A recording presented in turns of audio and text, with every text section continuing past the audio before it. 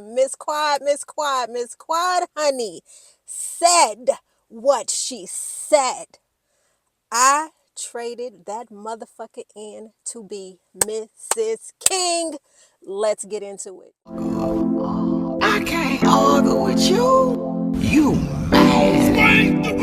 I can't argue with you. No. Look at you. Look at you. You mad. Look at you. You big mad. You wanna argue. I can't argue with you. You mad.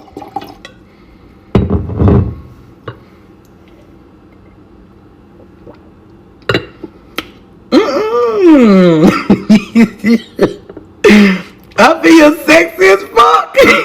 I see what y'all like.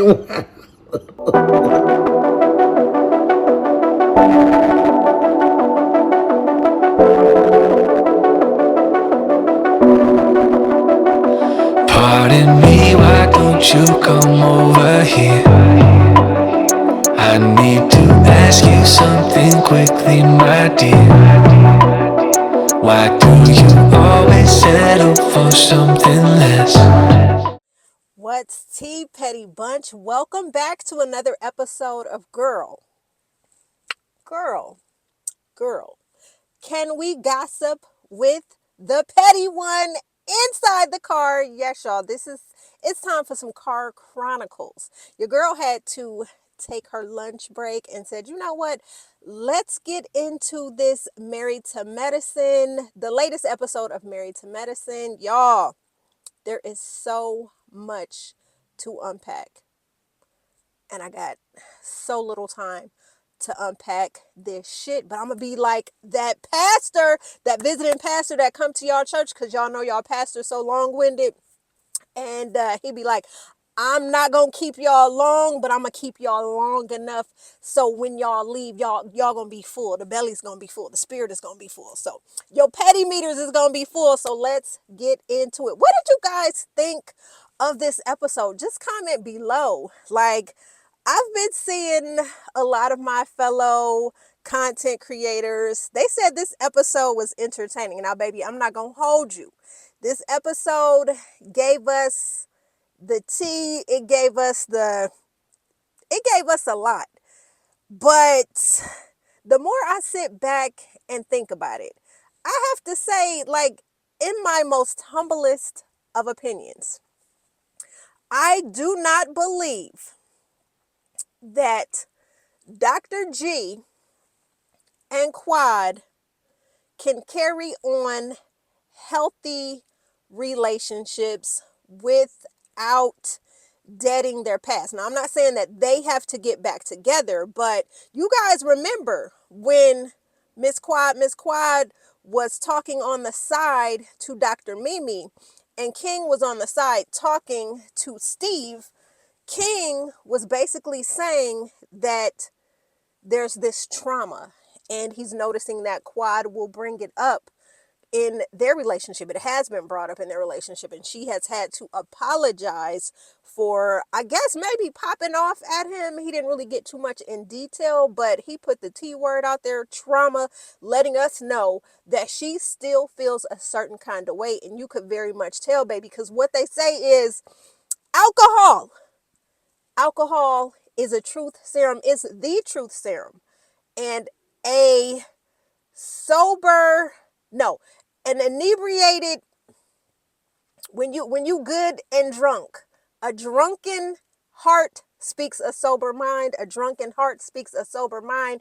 And baby, Miss Quad was giving us nothing but the truth, the whole truth. So help us God. The truth, the whole truth, and nothing but the truth. So help us God. Okay, let's get into this episode. Another question. How do y'all feel about Heavenly? Do y'all feel that Heavenly is a messy ass, miserable ass instigator? I really believe that she is. And we're going to get into why I've been keeping my foot on Heavenly's neck. I kind of been watching Heavenly over these past seasons to see what it is she really offers to Married to Medicine. A lot of you think that she is entertaining, that she is funny, that she is petty. And to me, I'm sorry, but Heavenly gives mean girl vibes. Heavenly gets off on other people's trauma. And I'm going to get into why I say that. So let's get into my notes. So Heavenly know that she was dead ass wrong for lying to the friend group and telling them all that they were about to have a pool party. So mind you, you tell me we about to have a pool party, bitch. I'm about to go and put on my sarong, wrong, and my bikini, my kabini, my bathing suit, depending on how my pooch is looking. If my pooch is looking a little, I ain't putting on no bikini because I'm not people. So I'm not putting on my kabini. I'm gonna put on my bathing suit and give y'all, give y'all, you gonna get what you gonna get when it comes to this body, okay? That's what the beach gonna get, what I got to give. Okay. So she tells the friends we're going to have a pool party. So in their minds, they're thinking pool party. But y'all should know, after all these seasons, after 11 seasons of watching Heavenly, y'all should already know that Heavenly, she always got something up her sleeve, okay? Always. So Heavenly was plotting and planning, I feel, to take down Phaedra, to embarrass Phaedra in front of the group, because Heavenly did not know that Phaedra's rent agent fake boyfriend was there on the trip. So she thought that she was going to bring Phaedra into this couple's, let's play this how well do I know my spouse, my significant other type of game. So Heavenly thought that she was going to bring Phaedra in and lightweight embarrass her. Now, when Simone saw this setup, Simone is like, surprised, like, yo, where's the pool party at? In Heavenly, no, we ain't having no pool party. We about to play this game where we about to see who knows each other. And Apollo and his wife is coming, and Phaedra's gonna be here, and I think it'll be a good opportunity for Greg and Quad to see how to coexist as being exes, or they can learn from them what to do, or they could either learn what not to do. Now, why? Y'all already know, the last time we saw Miss Quad and Dr. G, there was a lot of trauma on that stage that Andy Cohen was trying to get to the bottom of. And at that point, there was nothing that he could do. So much trauma. It's like these individuals need to go to therapy on their own. They need to do intensive therapy to unpack their grievances, to just unpack everything. It's just a whole spoiled situation. In my opinion, there's no coming back for that. I don't even see how these two could even coexist on this show any longer. I don't even know about that. But my thing is Simone, and I feel like you guys continuously uphold Heavenly in her bullshit. My thing is, Simone, why could you not just stop Heavenly and say, friend, do you think that this is a good idea? I guess Simone must have had amnesia. Now, Heavenly, y'all know Heavenly is a self-proclaimed marriage therapist. She feels that she can help people in their marriages. But every time we've seen Heavenly try to do anything couples counseling, there has always been some type of drama. Y'all don't believe me? Remember in 2018, the couples trip, Heavenly had Cecil and Simone facing each other. They were discussing finances. Is it okay to take money out of the pot without your partner not knowing? She was referencing the fact that Cecil had taken money out. Remember, Cecil was starting his own business. Cecil took money out of the pot. Simone got really pissed about it. So Cecil tried to compare that to Simone getting that Maserati. Now, as they were talking, the angrier Simone was getting, her eyes became glossy and glassy. She was ready to cry. She was going off. Cecil started the conversation cool, collected. He was chill. But the more the conversation escalated, the angrier and annoyed that Cecil became, to the point that they were screaming at each other, and Simone had to walk away. Cecil had to walk away. It was a whole last shit show. Now, Simone you done already went through this. So the fact, and you already know last year y'all was trying to put Jackie through this same shit by inviting everybody out to Hilton Head, knowing that he had his hoe out at Hilton Head. So here we go with another situation. And last year, you were the one that they were coming down on because you forgot Hilton Head was a trigger for Jackie. Heavenly was on Jackie's side and got on your neck about you inviting your best friend to Hilton Head. So my thing is, why couldn't you get on y'all's best friend's neck about this triggering type of, she need to just say, Heavenly, we need to pump the brakes on this couple shit and you trying to get in the midst of these marriages. It's very much giving messy, it's giving mean girl, it's giving Heavenly, you need help. In my opinion, that's what it's giving. Y'all could argue with me in the comments. I said what I said. Heavenly is a messy ass instigator, and I don't really believe that she's happy. And again, I'm going to keep asking the question, what do we know about the Kimes' marriage other than Mariah putting it out into the atmosphere? I do know who slept with Damon. Do you want me to bring the receipts? That's all we know. Heavenly will not let her slip show, but she very much will allow the slips of her friends to show. So I'm just saying, if Simone and Cecil could put their shit out there, them almost getting a divorce, Jackie also, and I'm not a fan of hers, but her putting her vulnerability in her marriage and her husband's cheating out on the line. Heavenly, we don't know shit about you other than you putting that little clown ass beauty supply store together for your daughter. I mean, we just don't know. So again, everybody is Heavenly's storyline. So let's keep it moving.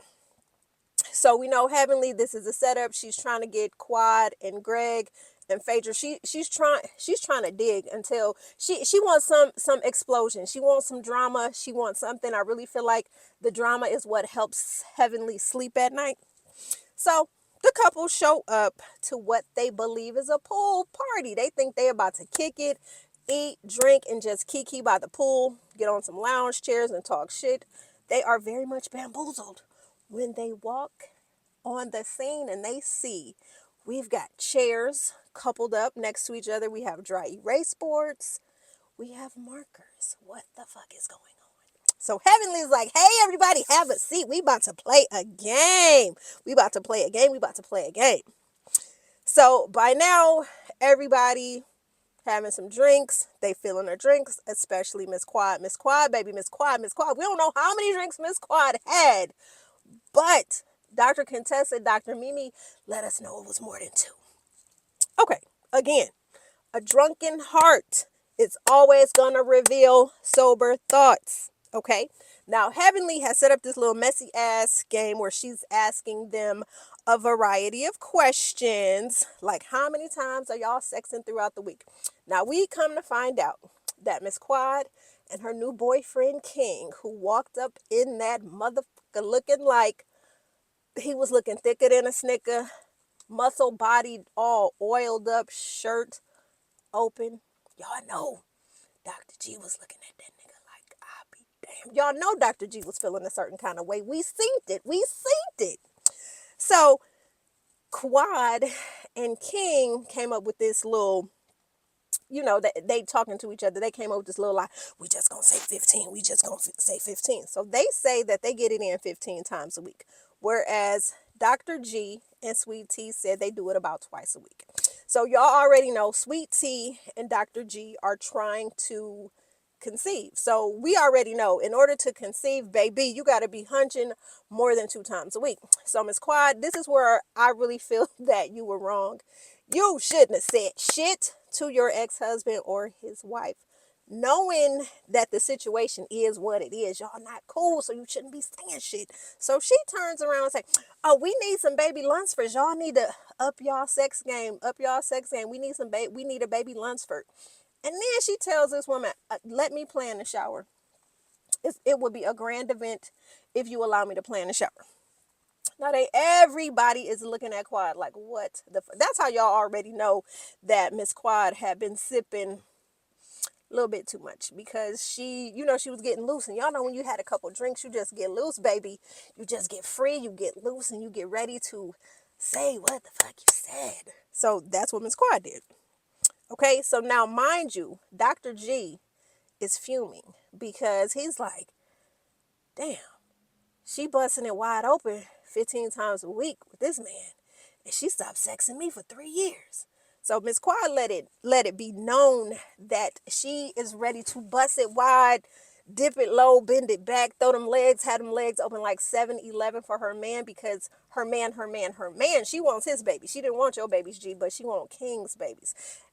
And we slowly see, it's like Quad is digging and digging, like she's clawing and she's scratching at him a little bit, because of course she's been married to him for so long. She knows what triggers him. So she's slowly just digging at him.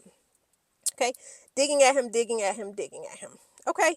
So the next question, Heavenly asks, what's your most annoying feature? So she turns to Quad and King. So King says sleeping. He's basically saying that Quad falls asleep at the drop of a hat. Dr. Scott gets up and is like, my man, yeah, you put that ass to sleep. So everybody thought that was funny. So Tess looks to Quad like, hey, we're waiting for your answer. So by then, y'all already know when Quad, I'm going to tell you, if you're not a Delta girl, we are thespians. We are multifaceted. We give you drama, baby. We give you this, that. We talk with our hands. We get loud. We say what we say. We nuck if you buck. So Miss Quad is lightweight getting emotional, because you already know when she introduced us to King, she was emotional. She was saying that basically, God has sent me my soulmate. I am the happiest I've ever been. So Quad is like, I'm not going to write down my answer. And so she's like, my man, my man, my man. God has prepared me for him. So you already know. Toya is low-key clowning the fuck out of Quad. She is like, oh my God, I'm about to go jump in the pool. So Quad is like, well, jump in and get cool, baby. So then Quad continues talking about how her life has changed. Now, mind you, Quad is sitting right here. Dr. G and Sweet Tea are in her peripheral, literally right behind them. She could reach out and smack somebody if she needed to.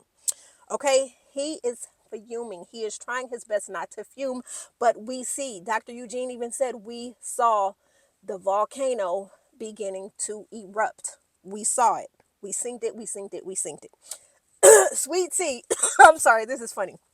Sweet Tea is sitting next to her man, and she's trying to clock it. She's trying to see how her man, like, she's trying to play it cool, but she's low-key uncomfortable. So she's looking over at him, trying to keep it cute, because she was dressed cute, trying to keep it cute. But we could see she is uncomfortable as well. Her body language is telling me everything that I need to know. Okay? So Toya is like, yo, can we please move on to something else? And Quad is ignoring her like, no, we're not going to do that. And so Toya's like, Quad, I love your new relationship, but friend, this is awkward. And Quad is like, how is this awkward? And Toya's like, Dr. G is right behind you. Dr. G is right behind you. So Quad points to Sweet Tea and it's like, this is his wife. And Sweet Tea is agreeing with Quad, and she's like, yeah, why should this be uncomfortable for my man? Why should this whole situation be uncomfortable for my man? And Sweet Tea is like, this is not awkward for me. So Quad goes on to say, I chose to end that marriage, and it's done.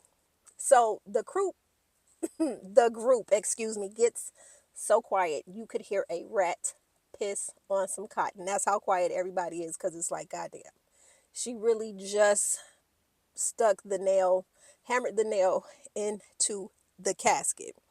And then Quad continues, I'm happy that G and T are together. I think they are a perfect fit.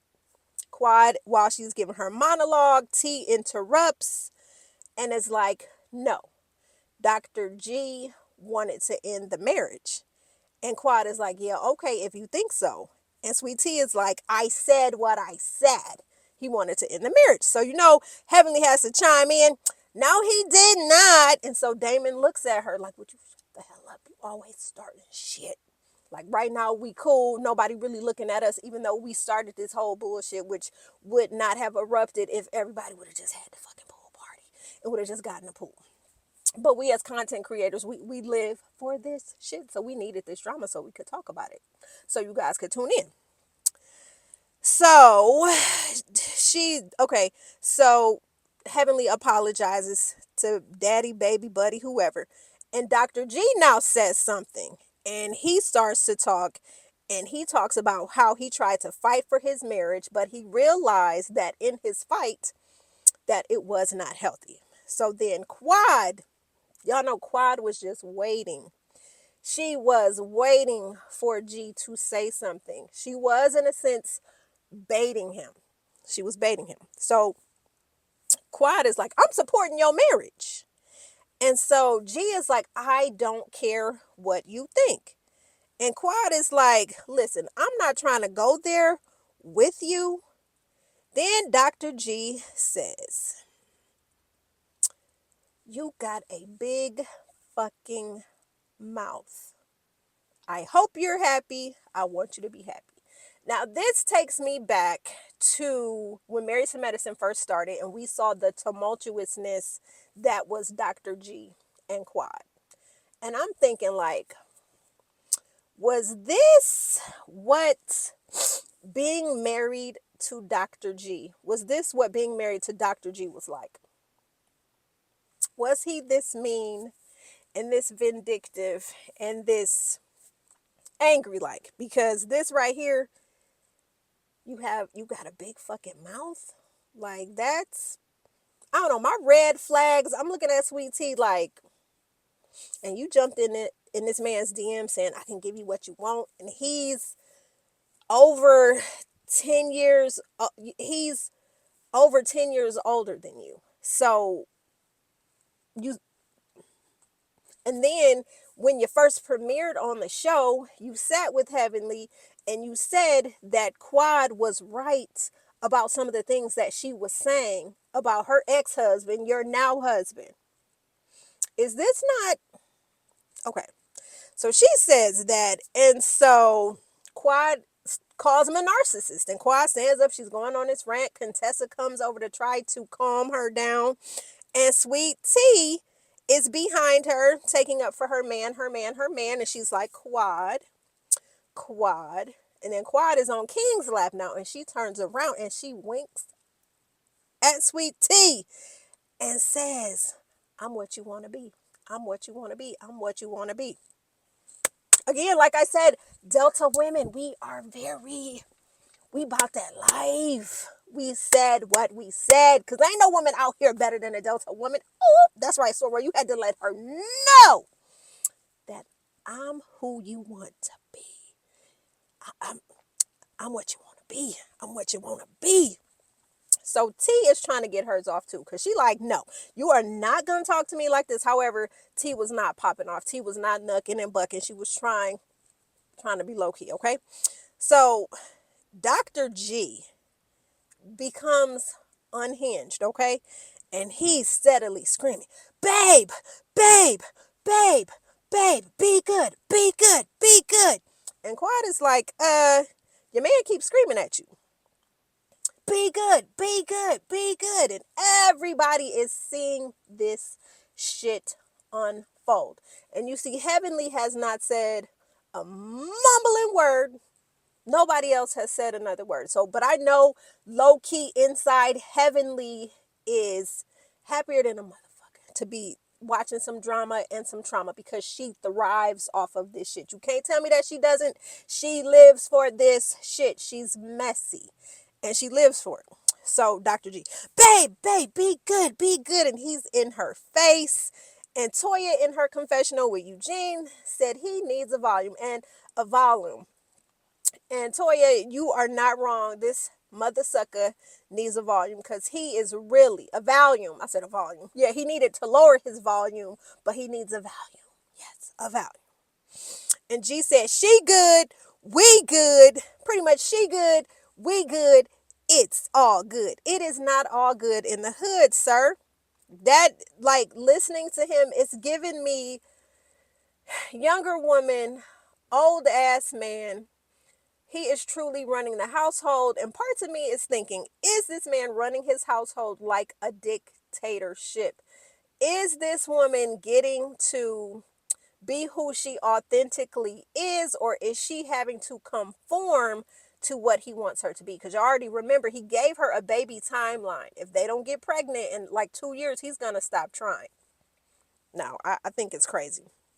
So Quad is like, my man would never speak to me like this. Y'all got it. It's quiet. Baby, I'm going to need you to do some movies. Somebody, please give my good soror a script. Because when I say she brings the drama, no matter sometimes how I feel about her, the theatrics, but again, as a Delta woman, I can understand. And if y'all cannot tell, my theatrics are a little over the top. So I get it, soror. I get it. So do you, because you said what you said. My man would never speak to me that way.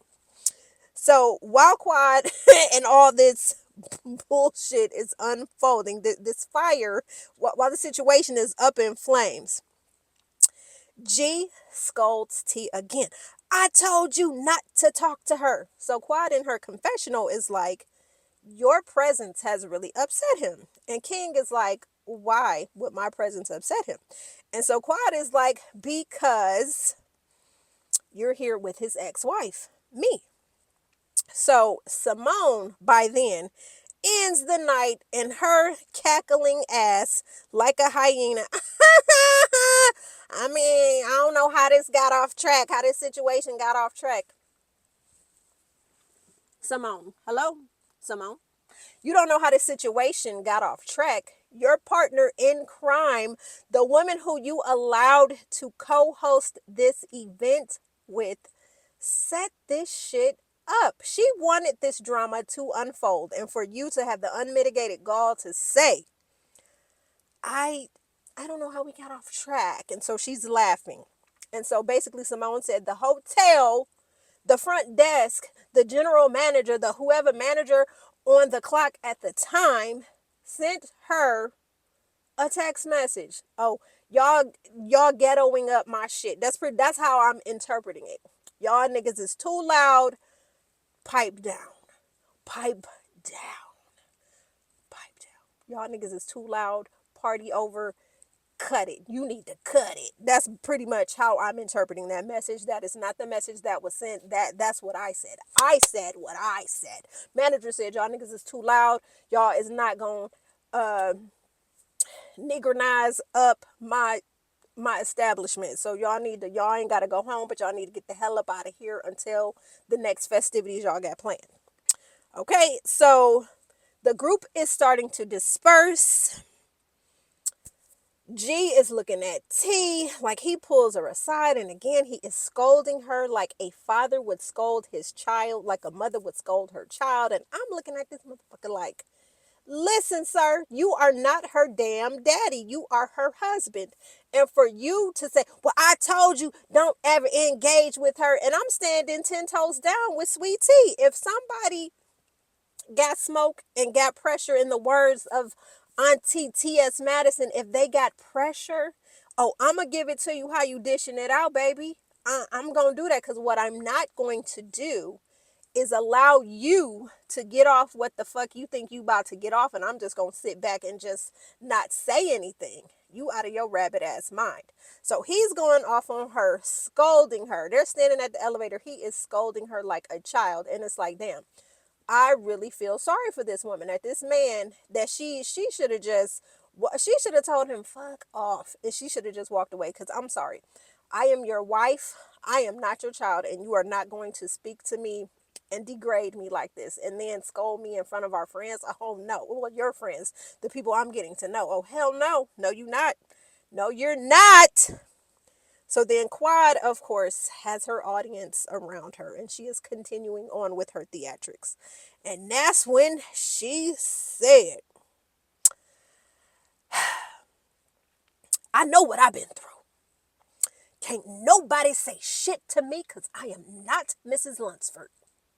And then she said, I traded that motherfucker to become Mrs. King.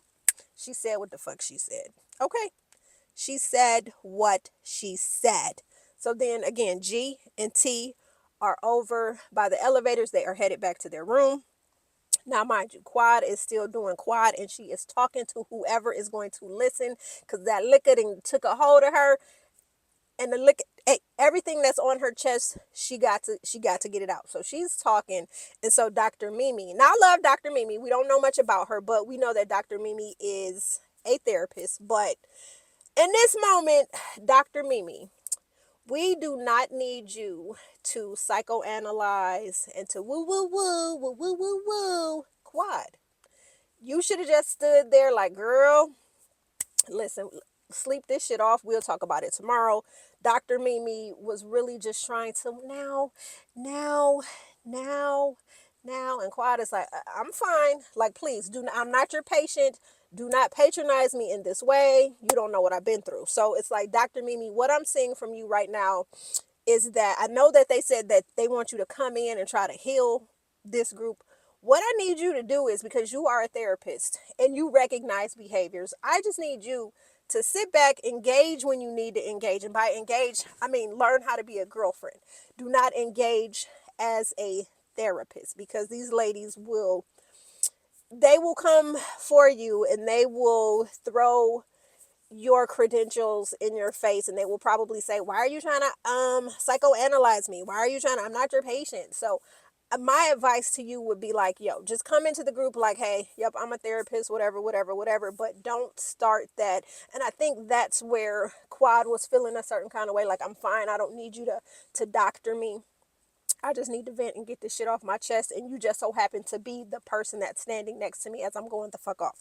So now, mind you, she's talking to Mimi, and King is talking to Steve. And so King brings up something very valid, like I talked about at the beginning of this video. He talked about the trauma and how they've had to talk about that and how they've had to unpack that and how she's had to apologize for, I guess maybe them going back and forth and her getting triggered by something that may not have really been too much of anything, but to her in that moment, her going back and reliving the past and going through those situations. So, again, Quad, if this relationship with King is real, you are going to have to find a therapist quick. In these feelings, which are very much valid, because we were not there when Dr. G was allegedly doing these things to you. There needs to be some sort of an expiration date so that you can heal and move forward into what looks like a promising future. This man, from what we see, looks like he loves you. Like I said, I'm hoping this relationship is real. I'm hoping that y'all move forward and y'all do what y'all do. But Steve is just like, yeah, okay, just, listening. Again, Steve is playing his part. He's just listening because, again, he don't know these people from Adam and Eve. So it's like he really can't give his 2 cents other than to agree with what his new, homie is telling him. So that's pretty much it. So T and G get up to the room. And so T is like, yo, I don't know what you mad about, because you can't get mad at me for responding to your ex-wife. And T is like, from I've taken a lot of shit in this circle, which she most definitely has. So Dr. G is just going off. I told you not to, I don't want no negativity. I don't eat, I need to walk it off. So he's getting ready to leave. And again, she's trying to stop him like, yo, why are you mad? And so I told you she got a new man. Let her be with him and we be with us.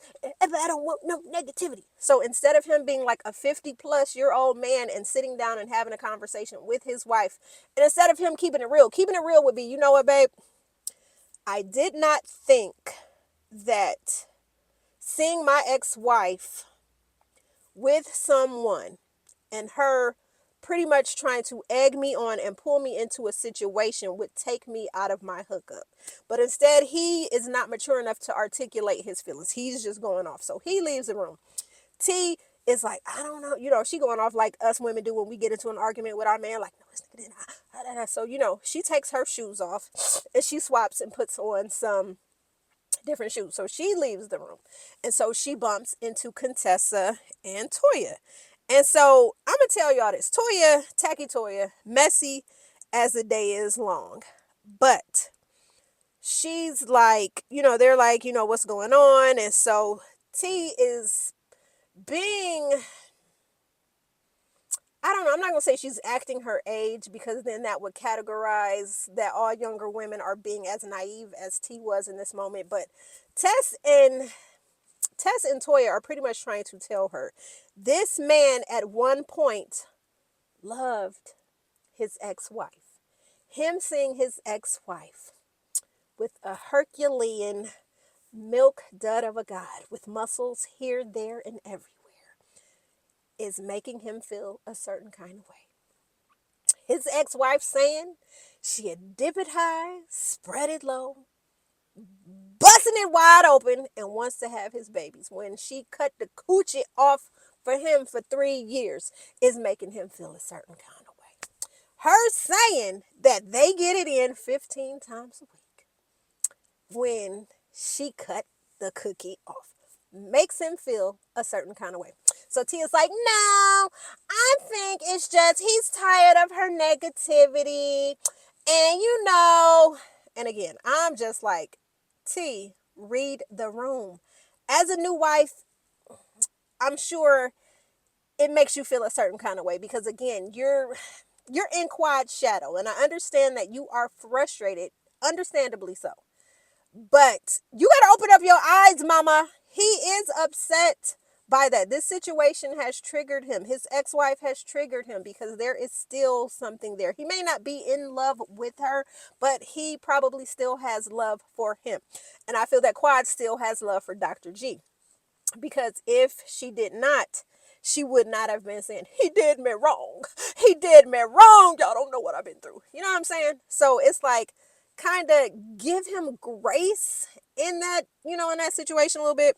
So her older, mature, 40-plus-year-old friends are trying to tell her friend, the man is triggered because there's a new man in town getting what he used to get. And she's spreading it wide. And she doing it. And she wouldn't do it for him. So, no, you know what I'm saying? So it's like, we're going to let Sweet Tea just be in La La Land. Now, mind you, Sweet Tea is chasing this man around the resort, trying to call him. This nigga is sending her a voicemail.